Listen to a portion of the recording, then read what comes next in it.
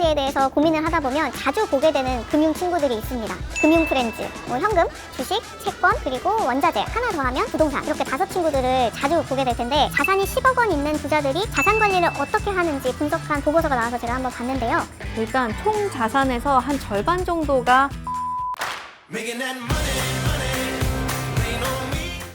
You know, don't put all your eggs in one basket. You know, 알잖아 자네도. 계란을 한 바구니에 담지 말라고. 그 바구니를 놓쳤을 때 모든 것이 끝장이니까. 이런 말 혹시 들어보신 적 있나요?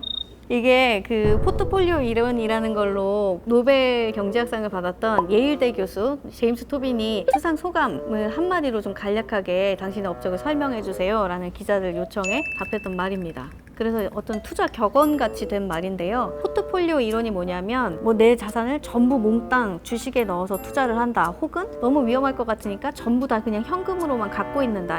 우린 이렇게 극단적으로 선택하지 않고 적당히 자산을 분배해 놨을 때 위험이 분산되더라 라는 걸 이론으로 증명한 게 포트폴리오고, 이게 이제 자산 관리라고 할 수 있는 거거든요.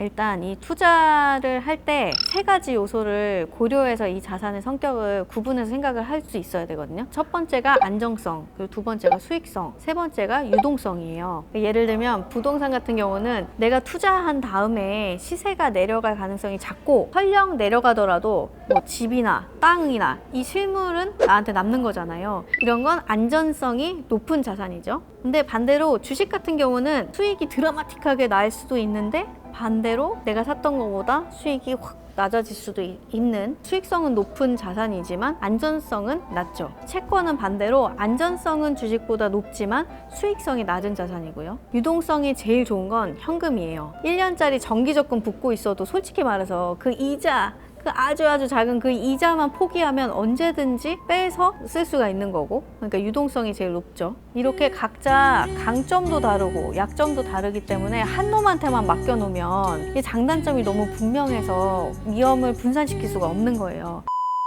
얼마 전에 자산이 10억 원 있는 부자들이 자산 관리를 어떻게 하는지 분석한 보고서가 나와서 제가 한번 봤는데요. 일단 총 자산에서 한 절반 정도가 부동산이에요. 이 부동산을 빼고 금융자산을 어떤 형태로 갖고 있나만 보면요. 현금 예금이 40.6%, 그리고 주식의 15.9%를 두고 있고, 채권 4.7%, 펀드 및 신탁이 27.6%였어요. 근데 이거는 사실 제 생각이긴 한데 작년 12월에 한 달 동안 조사한 거라고 하거든요. 그때쯤 생각해보면 경제위기가 올 거다, 폭락장이 올 거다, 이런 얘기가 이미 많았기 때문에 아마 주식이나 부동산을 사려고 좀 현금을 많이 갖고 있던 때가 아닐까 하는 게 제 생각입니다.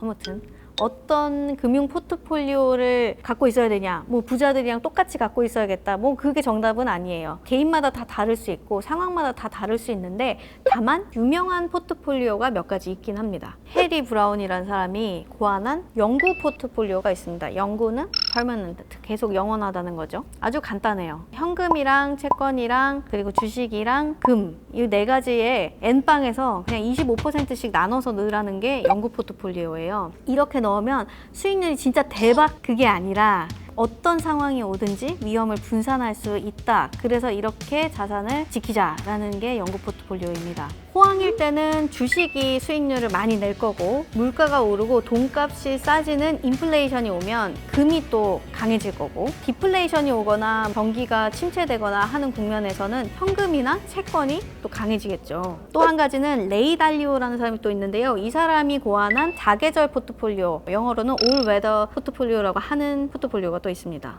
계속 포트폴리오 하고 있네. 이 레이 달리오라는 분은요, 참고로 화폐 가치가 내려갈 거라고 보기 때문에 화폐 자산은 쓰레기다, 약간 이렇게 보시는 분이라서 포트폴리오에 현금은 안 넣어놓은 것 같아요. 이건 어떻게 구성된 포트폴리오냐면, 일단 주식에 30% 넣고, 그리고 중기채 여기에 15% 넣고, 장기채에 40% 넣고, 금이랑 원자재에 각각 7.5%씩 넣자는 게 이 포트폴리오의 기본 구성입니다. 글로벌 금융위기가 왔던 2008년에 이 포트폴리오 수익률이 얼마인가 했는데 3.2% 수익률을 냈어요. 세계에 3.2% 하실 텐데 그 해에 미국 주식의 대표 종목 500개에 넣는 ETF 수익률이 얼마였냐면 36.8%. 근데 마이너스 붙은 36.8%였거든요. 차이가 어마어마하죠. 이렇게 보면 위험이 올 때 포트폴리오가 얼마나 강한지 알 수 있습니다. 근데 이거 부자들 얘기 아니에요? 뭐 1억 넘게 있어야 하는?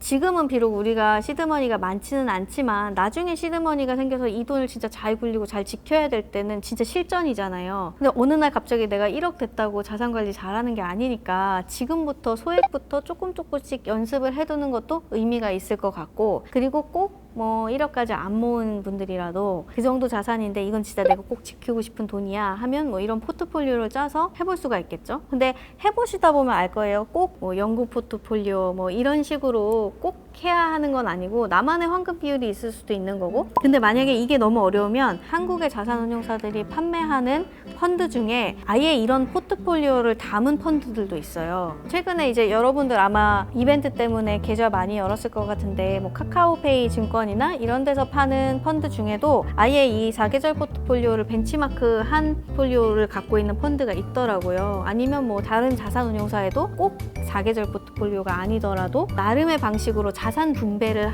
해놓은 펀드도 팔고 있고, 만약에 이걸 짜는 게 어렵다라고 하면 그냥 그런 펀드를 소액으로 가입을 하시고 그 펀드들이 계속 이제 보고서가 올 거 아니에요. 우리 펀드는 지금 어디다 얼마를 넣고 있습니다. 그걸 보면서 그 감을 익혀가는 것도 괜찮은 방법이 될 수 있겠죠. 근데 그러면 거기에 한 10만 원만 넣어도 되는 거예요? 20만 원만 넣어도 되고? 10만 원만 넣어도 되고 20만 원만 넣어도 되죠. 그러니까 그 펀드의 장점이란 게 나 혼자 이렇게 포트폴리오를 짜려고 하면 금도 사야 되고 원유도 사야 되고 주식도 사야 되고 채권도 사야 되고 이게 단가가 크고 접근성이 낮은데 내 10만 원, 피디님 10만 원, 우리 다른 팀원들 10만 원 모아서 펀드를 만들어서 그 펀드 자체가 이 비율로 자산을 사서 굴리는 거니까 훨씬 좀 낮은 비용으로 이런 포트폴리오랑 비슷한 효과를 거둘 수가 있는 거죠. 근데 물론 운용을 얼마나 잘했나에 따라서 다를 수도 있겠지만 잘한다고 하면 제가 뭐 이렇게 해야 된다 이렇게 얘기하는 게 아니라 할 수도 있다. 해보는 것도 경험이다. 근데 사실 저도 이렇게 무슨 채권까지 막 치밀하게 생각해서 포트폴리오를 짠 건 아니고 글쎄요, 한 2~3천만 원 정도 모였을 때부터 어렴풋이 좀 위험 자산과 안전 자산을 구분해 놓자라는 생각을 했어요. 그래서 위험 자산은 나는 어느 정도까지 뭐 몇백만 원 혹은 뭐 1,000만 원까지는 위험 자산에 넣어도 괜찮을 것 같다. 그 비율로 자산을 운용하자 생각해서 그 돈을 이제 주식을 하고 크게 잃었죠. 크게 잃을 수 있어, 주식은. 괜찮아요. 네. 자산가가 될 거니까. 와, 이제 집에 갑니다. 광속으로 퇴근해야지. 저는 가지만 여러분은 좋아요와 구독을 꼭 눌러주시고 알림 설정도 해놓으시고요. 저는 갈게요.